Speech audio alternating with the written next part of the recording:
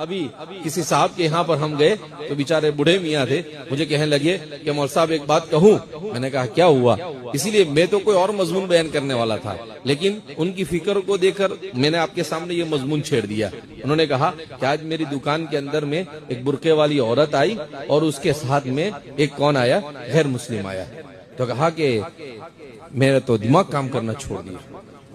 मैंने कहा अगरचे हमारे साथ कुछ लोग थे, वो कहने लगे कि भाई ये मौलाना साहब के साथ क्यों बहस कर रहा है ये, लेकिन उन्होंने मुझे टॉपिक दे दिया कि भाई टॉपिक पर बोलने की क्या है जरूरत है।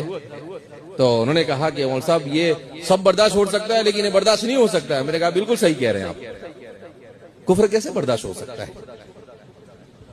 क्यों ये हुआ? क्यों हमारी बहू बेटियां ये गैरों के साथ जा रहे हैं? इसलिए कि हमने अपने घरों में ईमान और इस्लाम की मेहनत नहीं की, अपने बच्चों की ईमानी और इस्लामी तरबियत नहीं की। हमने उनको नहीं बताया कि कुफ्र क्या है, शिर्क क्या है, ईमान क्या है और इस्लाम क्या है। हमने उनकी कीमत ही नहीं बताई।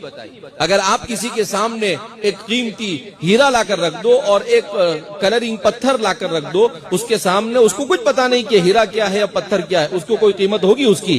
नहीं। जैसे कहते हैं ना, गधे के सामने चाहे घास रखो चाहे जाफरान रखो, गधे को कोई फर्क पड़ता नहीं। क्यों? इसलिए कि वो तो जाफरान को भी घास समझ के खाएगा, वो ऐसा नहीं कहेगा कि भाई तो ये जो कीमत और वक़्त खत्म होती है, कब खत्म होती है? जब हमारे घरों में ईमानी और इस्लामी तरबियत नहीं।